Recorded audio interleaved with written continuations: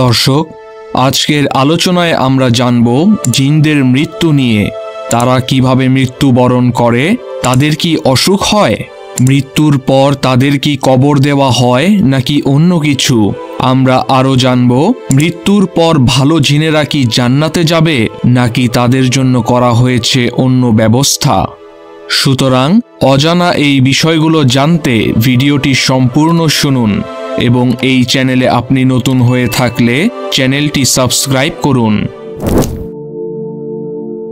মানুষের মতো জিন জাতীয় আল্লাহর মাখলুকের মধ্য থেকে একটি মাখলুক।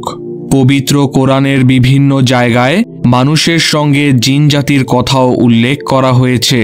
এই জিন জাতির সৃষ্টি হয়েছে উত্তপ্ত অগ্নিশিখা থেকে। জিনদের বিবেক, বুদ্ধি ও অনুভূতির শক্তিও আছে। তাদের আছে ভালো মন্দ পার্থক্য করার ক্ষমতা। আসমানি কিতাবে যারা বিশ্বাস করে, যেমন ইহুদি, খ্রিস্টান ও মুসলমান, তারা সবাই জিনের অস্তিত্বে বিশ্বাসী। তবে কিছু পৌত্তলিক, কিছু দার্শনিক ও বস্তুবাদী গবেষক জিনের অস্তিত্ব স্বীকার করে না।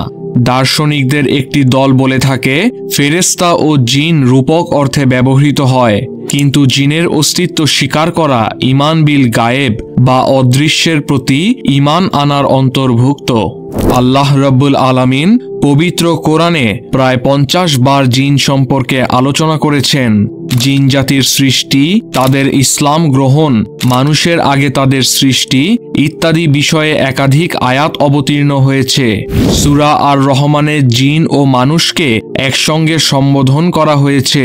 এমনকি সুলাইমান আলাইহিসসালামের আমলে জিনদের কাজকর্ম করার তথ্য কোরআনেও উল্লেখ আছে।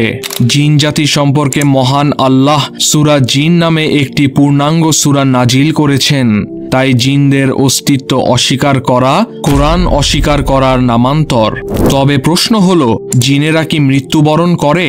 এর জবাব হলো, আহলে সুন্নাত ওয়াল জামাতের আকীদা ও বিশ্বাস মতে জিনেরা মৃত্যুবরণ করে।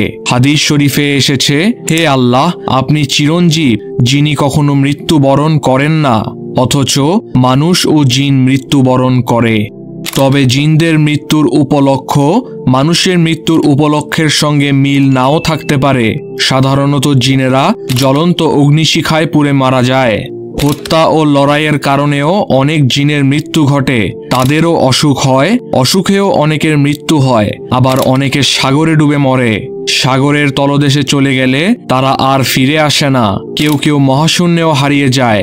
জিনেরা যেহেতু বিভিন্ন আকৃতি ধারণ করতে পারে, তাই তাদের ধারণকৃত আকৃতিতেও তাদের মৃত্যু হতে পারে। তবে এক্ষেত্রে শয়তানও জিন জাতির অন্তর্ভুক্ত, কিন্তু অন্য জিন তার মতো নয়। তাকে কিয়ামত পর্যন্ত হায়াত দেওয়া হয়েছে।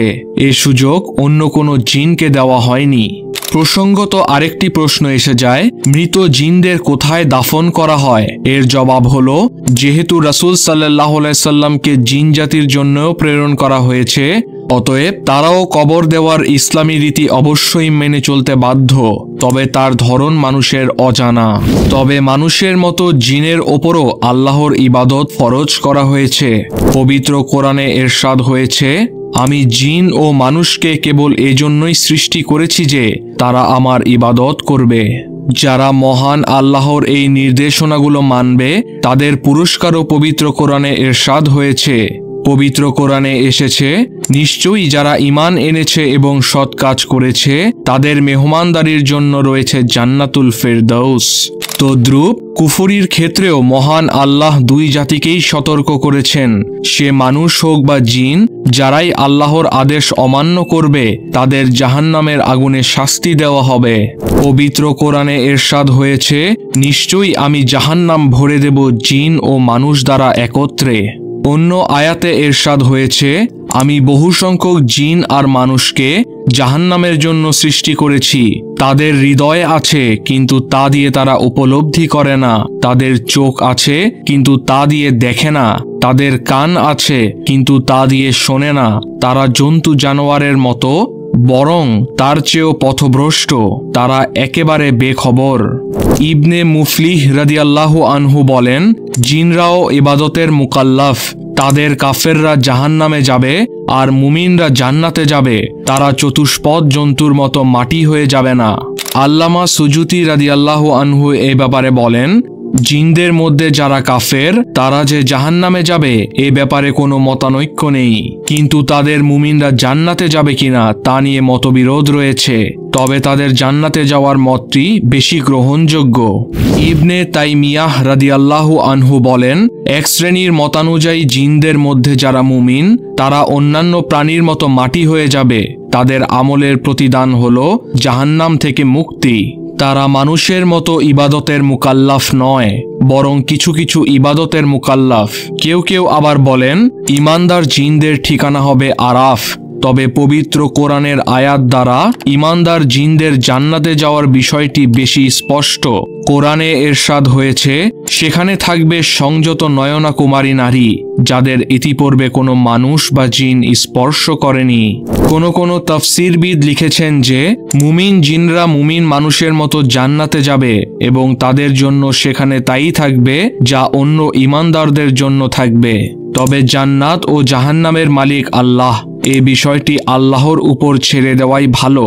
এর সঙ্গে যেহেতু কোনো ইবাদতের সম্পর্ক নেই, তাই কোনো একটা মত নিয়ে বেশি বাড়াবাড়ি করা উচিত নয়। প্রিয় ভাইয়েরা, এই ছিল আজকের আলোচনা। আমাদের এই আলোচনাটি ভালো লাগলে ভিডিওটি আপনার প্রিয়জনের সাথে শেয়ার করুন, এতে আমরা অনুপ্রাণিত হই।